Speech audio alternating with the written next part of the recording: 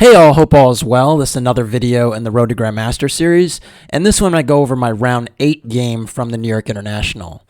Now, if you followed the round 7 video, you know that I drew against an untitled player by the name of Robert Perez, but he's close to 2400, so his lack of a title is kind of a misnomer. In any case, I was hoping to play a little bit better than in the previous game and get some winning chances because, draws are not really my thing. My opponent in this one was actually quite strong, and it was the first time I was playing up because I was playing Grandmaster Yaroslav Zherebukh, and he's actually an extremely strong Grandmaster. At the time of this game, he was 26-28 FIDE, but I believe at his peak he was around 2650, and just very strong player. He since has gotten a full-time job and has left. He was going to school at one of these chess colleges in the U.S., and now I think he works in the pharmaceutical industry, but I can't say for sure. You'd have to ask him. Anyways, very tough test, and I was really looking forward to playing up because it had been, some time since I hadn't played up this whole tournament. So, anyways, let's get into it. So I was white, and I opened with d4, and Zherebukh played knight f6, and after c4, e6, I actually went for knight c3, inviting a Nimzo Indian. And knight c3 is not a move I've essayed too much over the course of the year, but I had some ideas in these structures, so I decided to go for it. Typically, when knight c3 is played, if black wants to go for a classical opening, there's really the Nimzo and the Queen's Gambit declined. The Benoni's a bit dynamic and a bit too dynamic in my estimation, and so most people go Nimzo or Queen's Gambit declined, and Yaroslav went for Nimzo. So the question whenever you're facing the Nimzo is which line to choose. There's so many different moves here. It's a very rich position, almost like the Ruy Lopez with the white pieces. And the thing about the Nimzo is that white actually gets to choose which variation comes on the board, whereas in the Ruy Lopez, typically black gets to choose the variation. And so here, there's e3 is an option. That's the Rubinstein. Knight f3 is an option. G3 is an option. A3 is an option. I believe that's the Samish, I want to say. There's also f3. All these very dynamic lines. I decided to play Queen c2, which ironically is actually called the classical variation of the Nimzo. And the idea in this system is that you try to secure the two bishops without spoiling your pawn structure. So in most of the lines on the Nimzo, black will give up the bishop pair with bishop takes c3 at some juncture, and really doesn't mind doing this because he has a massive lead in development. He's going to castle really quickly, and sometimes he even gets to inflict double pawns. My idea is that I'm actually going to delay my development even further, but at least if I get the bishop pair, I'm not going to ruin my pawn structure. So after Queen c2, castles was played. The other move in the position is actually d5. That's actually another way to play. Also c5 is a move. There are actually a few moves for black here, but castles was played. And after castles, I went a3. That's kind of the justification of Queen c2 is to hunt down that bishop. And if the bishop now retreat to e7, that wouldn't really make too much sense because now white can assume the center with e4. So because of that, black always takes on c3 here. And now I played queen takes c3, and black played b6. This is probably the second most popular move these days. B6 was a move that was played quite a bit, I think, in the 90s and 2000s and such. But actually, d5 is the move that's more popular today because a lot of players go for a quick d takes c4 and b6. And the point is, in these lines, the bishop actually pops out to a6 and harasses the queen from c4. And black has good chances to equalize in those lines because, again, white is kind of undeveloped. Anyways, after d5, after d5 was not played, after b6, I played knight f3, and this move is actually not the most popular move by a long shot.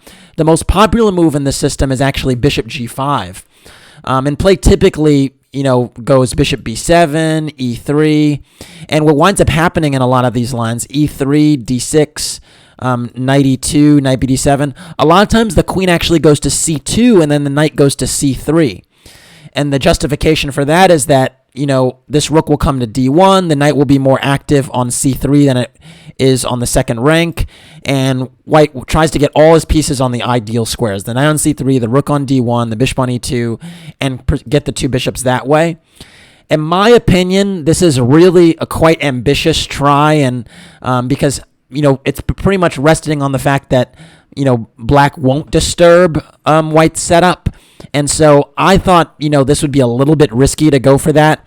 And so that's why I decided to instead play, after b6, I decided to play knight f3, which is just a little bit more solid, if you will. Now, it's only been played about 100 times in the database, so it's not popular at all. But my thought process is I didn't think I needed all my pieces on the ideal squares to have a long-term advantage here with the two bishops. I figured I just need to develop my pieces wherever and castle as quickly as possible. And I don't like in the bishop g5 lines that it seems like white is really continuing to delay castle with those moves I showed with e3, rook d1, knight e2, and so on. Whereas here, I'm just very quickly going to try and play knight f3, e3, and so on. So, take what you will. You might want the more ambitious setup, but I thought this was actually a really decent and logical way to play. So after knight f3, bishop b7 was played, and now I went e3.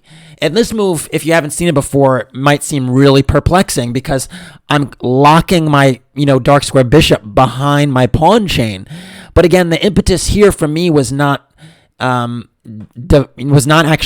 maximizing the development of my pieces. It was just castling as quickly as possible because I already have the long-term trump. So I didn't want to go crazy and do something that would delay me castling.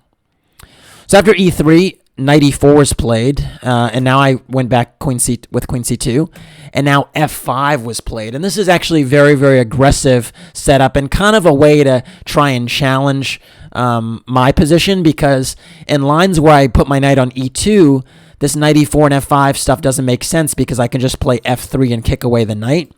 But here, the knight has this really solid outpost on e4, and I can't really challenge it quickly. So this makes sense.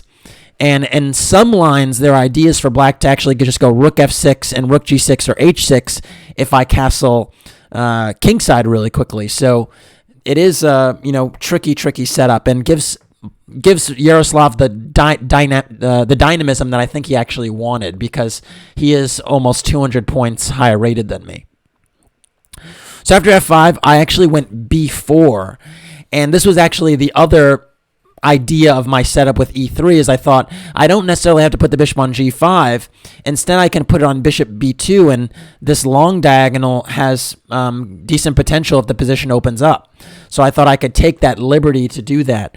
And the nice thing I liked about this setup with b4 is I'm not rushing to castle anymore now that he's played f5. I can kind of improve a little bit more my pieces and kind of force him to show his hand a little bit. Because if I play bishop e2 or bishop d3 and very quickly castle, again, he might entertain this rook f6 stuff, and I just didn't want to entertain that. If my bishop comes to b2, whenever he goes rook f6, I can actually play d5 and challenge that rook on f6. So that was the other idea with putting the bishop on b2. So after b4, c5 was played. And in my opinion, this move is actually a mistake.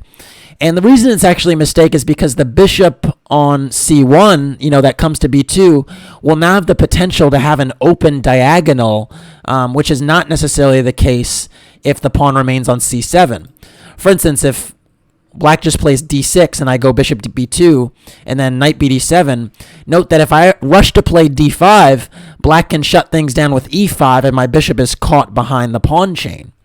So I think in this setup with the pawns on d6 and e6, my bishop on b2 really has to work to get active on the diagonal, whereas with the move c5, I actually get the opportunity to open up the diagonal at my leisure. So after c5, I decided to keep the tension and play bishop e2 because I thought, there's no need to rush here. I can actually take on c5 when I feel like now. And black actually played knight c6, almost prompting me to make a decision on c5 because now my b4 pawn is hanging. Here I actually made a mistake, and it was kind of based on a miscalculation, because I recognize now that I need to resolve the tension in some way. I thought rook b1 was a little bit too slow, and I didn't like my rook and my queen on this diagonal like that, especially with a bishop potentially coming to e4 later. So I figured I needed to resolve the tension now, and the question was how to do that. Should I go d takes e5, or should I go b takes c5? I actually went b takes c5 and thought that my counterplay on the b file with this rook on b1 would be quite promising against the bishop on b7. But in fact, this actually kind of helps black considerably, and it would have been a lot smarter to play d takes c5. The reason for this is because after b takes e5 now, I actually have the move b5, and the issue is this knight is not stable on c6 anymore, and it doesn't actually have a square forward in the center.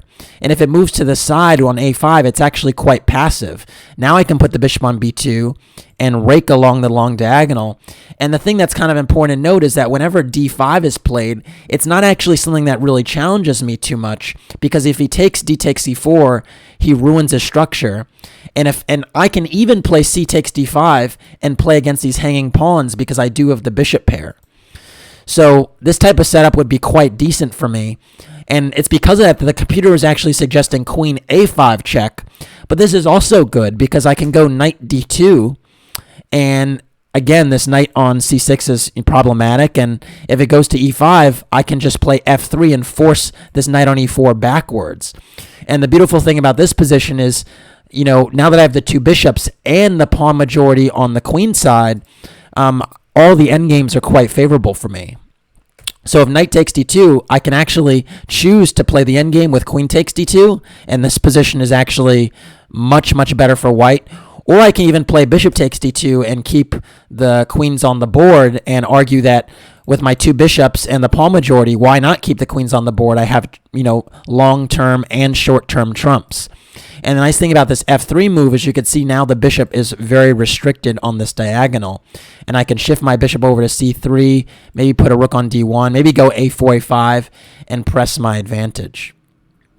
So really the difference in this position is that when I play b takes c5, the knight is actually more stable on c6, and the pressure on b7 is not very significant. So actually, after b takes e5, I actually castled now. And the reason I actually did this is because I was actually worried that if rook b1, now queen a5 check is a little more effective, because if I block now, there's actually quite decent counterplay on the c4 pawn in a lot of lines. So, for instance, if like rook b8, well, first of all, knight d2 is actually not working anymore because the d4 pawn is hanging. So that's actually a huge difference. And then if I go bishop d2, the same issue kind of exists in some lines where after knight takes d2, if queen takes d2, rook a b8 to protect that bishop on b7. And again, if I take on a5 now, there's actually good counterplay on my queenside pawns with like rook fc8 or, you know, bishop takes f3 and knight takes c4. And so I don't believe white is actually better anymore in these lines. And so that's why it would have been much, much better to play d takes c5 and b5. So anyways, I took on c5 with the b pawn, unfortunately. And after b takes, I actually castled. And the problem with this is that now after castling, my whole idea with rook b1 is not even potent anymore because black went rook c8. And now the issue is that this bishop actually has the a8 square to retreat to if need be. And so it actually can remain on this diagonal. So that's one issue. The other issue is now black actually has quite decent counterplay against my c pawn and on the c file because of this pawn tension. Again, if you look back here and the other variation, with b5, there's no counterplay on the c file for this rook. So that's actually another huge difference with the variations. So anyways, after rook c8, I kind of have a decision to make to do what to do with my d pawn. Do I keep it there? Do I take on c5? Do I push d5?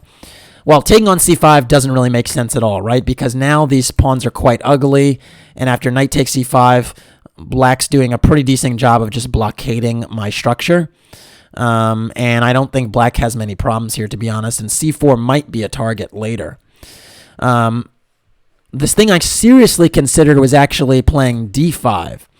But the reason I kind of was unsure about this is because after e takes d5, c takes d5, and knight e7, I wasn't sure if my d pawn would be a strength or a weakness. And you can see it's already attacked twice. And the question was, do I push it to d6 or do I defend it? The computer actually gives rook d1, defending it, and it has a little bit of a tactical point because you can't play bishop takes d5 because of rook takes d5, and I actually pick up a piece because of the pin on the d5 square.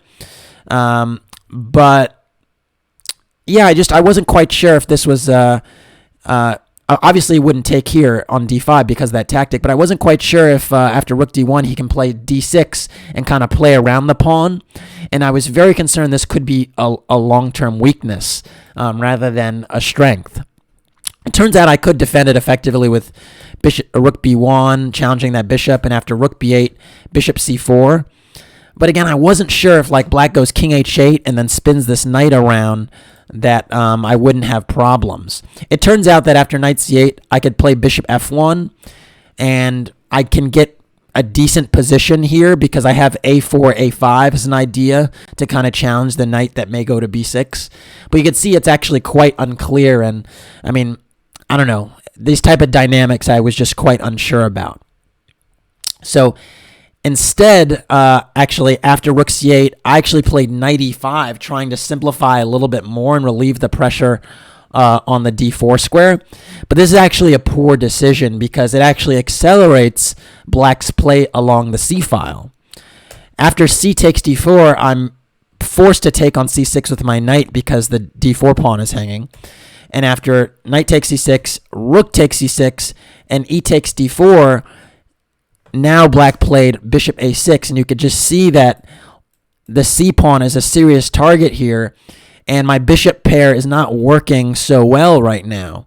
The other issue is that black can actually add pressure to the c4 pawn with queen c7 or rook fc8 or knight d6, and it's probably going to be apparent that I have to actually trade my light squared bishops to save this pawn. And that was actually something that was really concerning me because now if I have to push c5, I'm super weak on the light squares. This knight might remaneuver itself to d5. And yeah, the game definitely turned in black's favor here because I kind of gave black this counterplay way too quickly on the c-file. I think this is a weakness that's quite persistent in my play, actually, is trading pieces out of fear of some complications. And then it turns out that the simplification actually is much worse for me or spoils my advantage. And this is a prime example of that happening. So now I'm pretty much kind of had to bunker down into defensive posture. And that didn't have to happen. I had a great position with the two bishops and space, and I shouldn't just try to hunker down all the time and defend. So anyways, after bishop a6, I actually went f3 to try and challenge this knight on e4. Black went knight f6, and now the c4 square is still an issue. I mean, he's actually threatening to take and play d5 in many lines. So I actually played c5. But after bishop takes e2, queen takes e2, and knight d5, this position is kind of a dream for black. Black's pawn structure here is pretty much unassailable in the center. He has amazing light square control. My bishop is actually going to be shut out by my own pawns. And it's just a really, really precarious situation because I can't really push my pawns and they may be potentially targets. So it's funny, the computer actually gives this position close to equal, but I think anyone that's really looked at it for more than a few seconds and maybe without a computer would take black in a heartbeat because of the nature of black's blockade. So I had to really, think about how I was going to defend here, and I decided I was going to try and fight and try to get counterplay on the b file instead of holding firm, because I thought if I defend passively, it probably wouldn't work out. So I decided to play bishop d2. again, you might consider, well, putting the bishop on b2, but I thought here it would just be passive behind this wall of pawns. And I thought at least on d2, I might actually entertain bishop b4, bishop a5, and I also control the knight from jumping to f4. So after bishop d2, queen f6 was played, and I went queen d3, protecting the d4 pawn of my queen. And note, for the moment, my bishop is doing a good job of actually controlling all of the squares the knight can hop to. So after bishop d2, rook fc8 was played. This is logical, trying to bully up on the c-pawn. At some point, he's going to play d6 probably, and then my d-pawn will be truly isolated. So the point is he's trying to get some counterplay on the c-file. I went rook e1 now. In some lines entertaining rook e5, but also just, getting my rook to a reasonable post. And now d6 was played, and I think this was also the reason I played rook e1 is because I saw d6 was eventually going to be played if he wanted to lift my blockade of the c-file, and then the e6 pawn might potentially be a target. So after d6 I took, and after rook takes, I went rook c1. And this was kind of my point, is I thought if I actually trade both of the rooks, I thought my drawing chances would be quite decent, because the presence of these a pawns here actually helps me a little bit, because the a7 pawn might be a target that black has to actually pay attention to. So I thought that if all the rooks came off the board, I'd probably hold this one quite easily. So after rook c1, black actually went rook cd8, and I think that's a good decision, keeping the rooks on the board, because by keeping the rooks on the board, I have more to worry about, and now d4, comes on to fire a lot. I went bishop a5 here just to kind of challenge this rook on d8 and kind of force it off the d-file potentially, because it's doubled there. But black actually insisted on staying on the d-file with rook d7, and this is actually a good move, because I don't have any great way to challenge these rooks anymore. Note that if I go bishop b4, I think black would gladly snap off the bishop and then take on d4 and have quite a promising endgame a pawn up. So anyways, after rook d7, I actually decide to, take up the gauntlet and get a little aggressive, and I actually went rook c8 check. Again, I told you a few moves ago that my strategy here was going to be to defend actively instead of passively, because I thought if I defended passively, I would just be squeezed to death. It actually turns out that defending passively is what the computer wants with bishop d2 and trying to just hold on like this. Because in order to attack the d-pawn, the knight actually has to move. And when the knight moves, then I can put my bishop on c3 or e3 or something and try to defend that way. And sometimes even if I lose the d4 pawn, my bishop actually gets a new diagonals to work with. So it's not actually the end of the world because black has played f5. And his dark squares are a little bit weak. But to me, I just thought in this position that black could continue to improve, and the computer confirmed that with a move like h5. I really can't do much to just prevent h5, king h7, sometimes h4, and just very, very unpleasant. I might have to deal with h3 at some point, and I don't really have any targets in the position to attack. So I thought, to play actively, and that's why I went rook c8 check. After rook c8 check, king f7 needs to be played. And the king actually is quite snug here. There's no real way to get at it and really challenge it more. But I decide now to really pick up the gauntlet, and I went I first went queen c4. My idea with queen c4 was to kind of get out of the way of the d-file on some lines. And if the knight moves, I thought that maybe I might entertain rook c7, trying to trade off a pair of rooks. Or sometimes even rook c6. Black now went knight e7, though, which is a good move, challenging this rook on c8 and the pawn on d4. And you can see here that I am going to lose this pawn on d4. So to me, it was a question of which move would be the one that's most active. I actually decided to play rook h8, which is actually extremely, extremely active. Not necessarily smart, but active, and at least challenging the h7 pawn and forcing black to make a decision. Black went rook takes d4, which is a good move. I went queen e2. And by the way, it actually turns out that rook h8 is a losing move. If I wanted to stay in the game, Oh, excuse me. No, it wasn't. The losing move comes momentarily. So, anyways, after knight e7, rook h8, rook takes d4. I went queen e2, at least to keep an eye on the e6 pawn and potentially tie the queen down to that. Note that rook d2 is not possible because my bishop is covering that square. And now after knight g6, here I actually make a move that is losing. It turns out that the only way I could try to play this position is rook c8. The point is that in many lines, my rook can actually come back and help with the defense. But to me, I thought, okay, I'm trying this active plan. I want to stay as active as possible. And I did recognize that rook takes h7 was really, really a bad move and probably losing because now king g8 and the rook is actually trapped. The point is that if I go to h5 or to h3, knight f4 forks my queen and my rook. So I couldn't take on h7. That pawn was poisoned.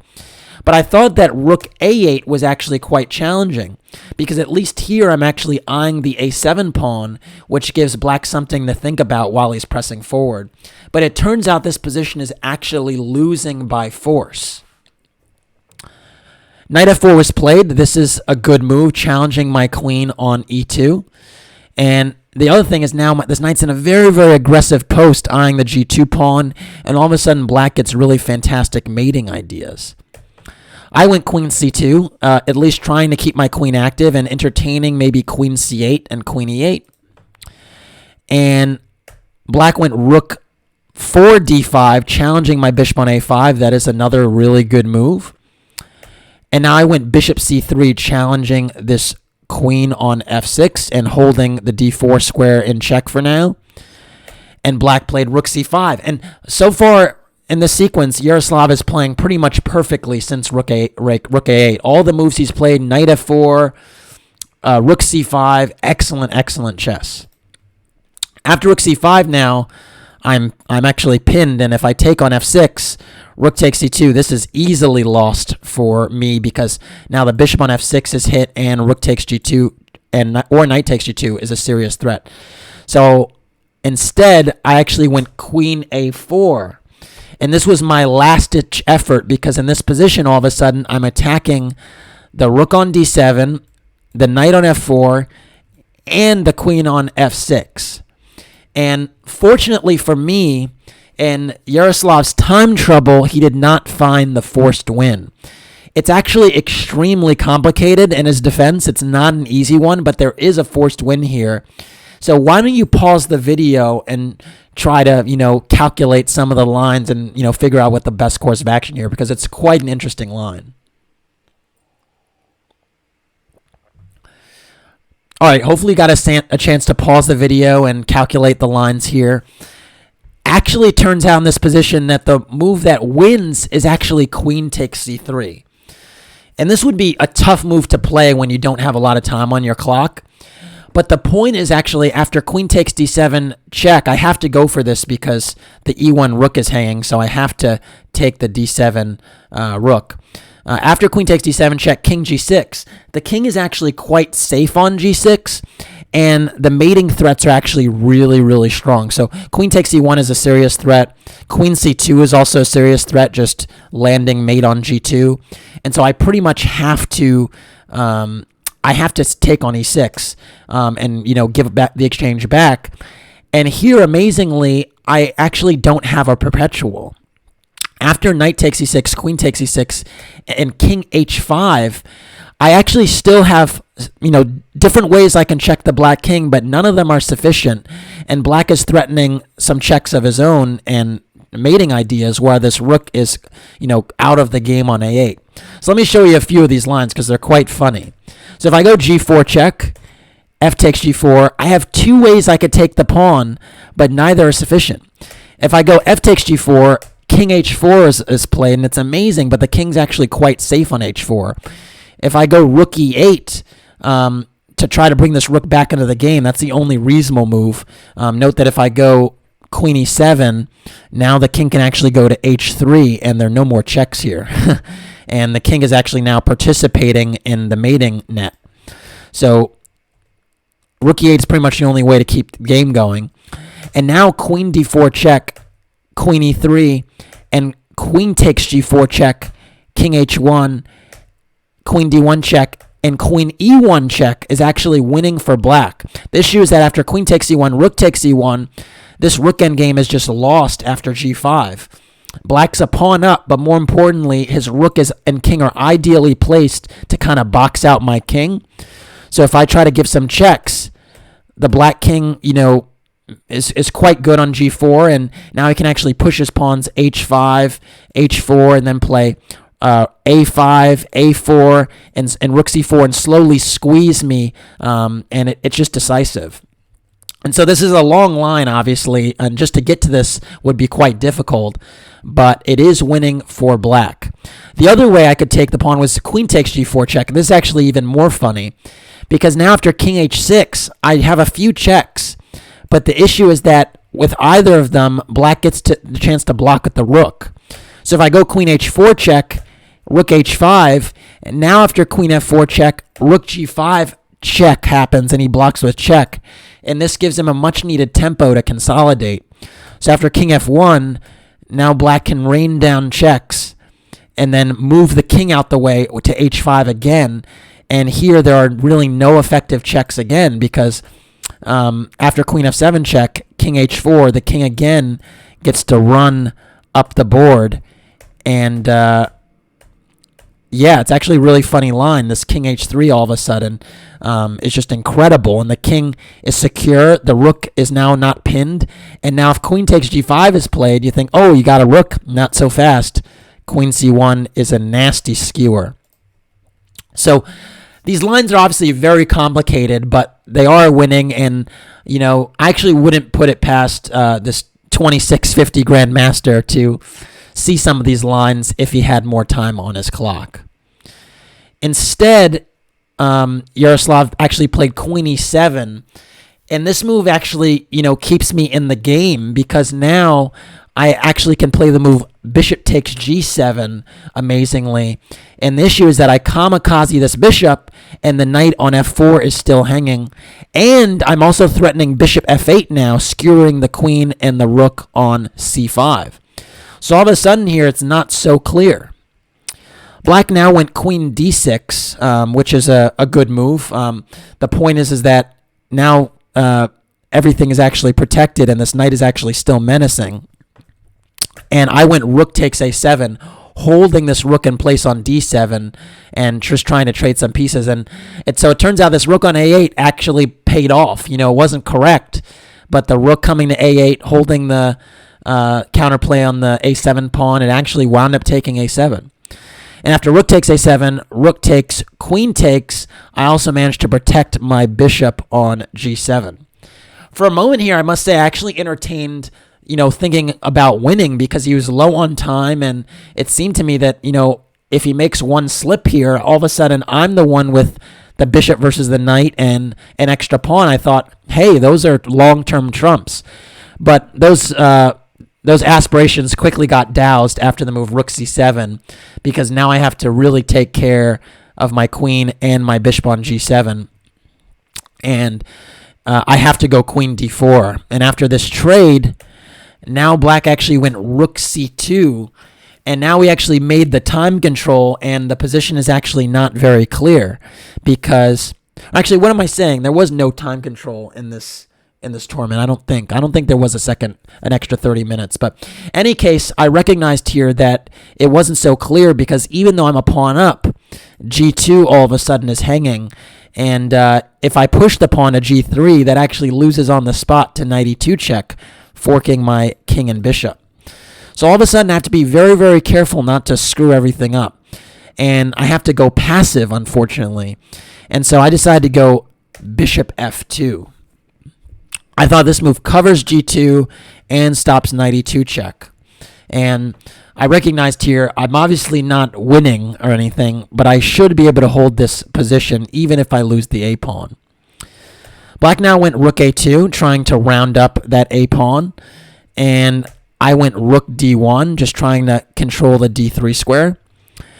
And after rook takes a3, it actually dawned on me that the position still isn't so clear, because basically this knight is really pesky and can hop around a little bit. And I thought if I played g3, I might weaken the f3 pawn a little bit too much. So I actually wound up playing g3, but it was something I kind of did begrudgingly because I recognized that the second rank and the third rank are kind of exposed for my king, and I felt a little bit insecure here, honestly. Or at least not insecure, but I felt my king's position wasn't secure. So anyways, after g3, knight d5 was played, and you can see f3 is a target. And I went king g2, and now rook a2 is played. And again, knight e3 check is a threat, trying to pick up this rook, and the tricks continue. And I recognized here it's not an easy hold. I went king f1, stepping away from this check, but you can see I'm very, very passive, and this actually gives black the opportunity to improve his position, and he went h5. And now with h5, I have to worry about him potentially creating a lever with h4 and weakening my pawn structure, even at the cost of a pawn, because he splits my pawns. In an ideal scenario, if he gets to play h4, bring his king into h5, and then the knight has the f4 square, it becomes very tricky. So after h4, I actually went rook e1, now trying to cover the e3 square again. And after rook e1, black went h4. And I could just sense here that he was starting to take the initiative because I'm so passive. And I thought long and hard about whether I should play g takes h4 or not. I figured that if I played g takes h4, he really would have great chances with this knight or even the king coming to f4. And I just was seeing ghosts with this f3 pawn very weak. So instead, I decided to play g4. And my idea here was that I actually get the opportunity to potentially break up black's pawns. And I thought that the h-pawn wouldn't be so dangerous because, it's an h-pawn. So I thought that if I split, black's e6 and f-pawns, I'd probably hold. Now knight f4 is played, so he did wind up getting the square. But I played g takes f5, and after e takes f5, I felt a little bit more comfortable than a move ago because every pawn that gets traded off the board, it gets me closer to a draw. So I thought, this is still dangerous, but I think I can hold it. So I've actually thought for quite a while here because you could see h4 is hanging. But I wasn't quite sure if I should take it or not because, I don't know, it just seemed like rook takes h2 and he's getting a lot of activity. The other immediate threat is actually knight d3, hitting the rook on e1 and the bishop on f2. So I have to be very, very careful here because if I do go let's say I go h3, not a good move. After knight d3, rook e2 check, rook a1, king g2, now knight f4 check forks the king and the rook. So I have to be very, very careful here. But I actually thought for maybe like 10, 15 minutes here and calculated a line I thought to be a forced draw. And it started with the move bishop takes h4. The point was after rook takes h2, I can actually go rook e7 check. Now the computer actually prefers bishop f2 and argues that this position is actually a draw, that I can just defend this passively and hold. But I actually preferred to, find an active solution. That's kind of the theme of this game. I was worse, and I tried to find really radical active solutions, and this was no different. So after rook h2 and rook e7 check, the black king has to go to f8 if it wants to continue to challenge this rook on e7. Note that if the king goes to g6, I can just go bishop g3 and now the knight and the rook are skewered. So king f8 was played. And now you might say, oh my gosh, isn't your bishop under fire and your rook on e7 is under fire? Well, they are, but what I recognize is that I can actually play rook e5 now. And the point is I'm actually getting rid of black's remaining pawn. So black actually did get my bishop, but after rook takes f5, black has no more pawns, and I knew that a rook knight versus rook with best play was a draw, and I felt confident enough that I'd be able to handle this ending. So I thought, you know what? This is a good course of action. Little did I know that after king g7, we actually would play this position another, 70 moves or so, because Yaroslav pretty much tried all the tricks in the book to try to win the game. And so to spare you the super long ending that's kind of monotonous, I'm just going to zip through and show you some of the critical moments. I did wind up holding this one, but I think it's actually quite instructive to show how I did it. So anyways, I have an extra pawn, so I thought initially I'd just be able to kind of, sit with my extra pawn and hold things together like that. But actually, black can actually force... I cut the king off for a while with my rook on g4. I cut it off. But actually, Yaroslav did quite well to actually try to win the f3 pawn, and actually turned out that I couldn't hold it. So once I realized that I couldn't hold the f pawn, I decided to jettison it and just get to this position where I have no pawn, and it's just a pure rook knight versus rook. And I was thinking here, and I was like, well, what are the pitfalls? How can black actually win this game? What's the worst case scenario that can happen? Well, to me, what I recognize is that in order for black to win the game, he would have to get my king on the back rank, and he would have to establish something close to opposition with his king. So, for instance, if the king's on a4 and this king is on c4, and he'd have to have his king shielded from checks to deliver a mate on the back rank. And I thought that was extremely, extremely difficult to get off because my rook can constantly harass the black king. The other thing that I thought is that black could potentially win this endgame by, forking my king and rook. So what I decided to do was to keep my rook as far away from the king as possible so that the knight would have no way to fork my pieces.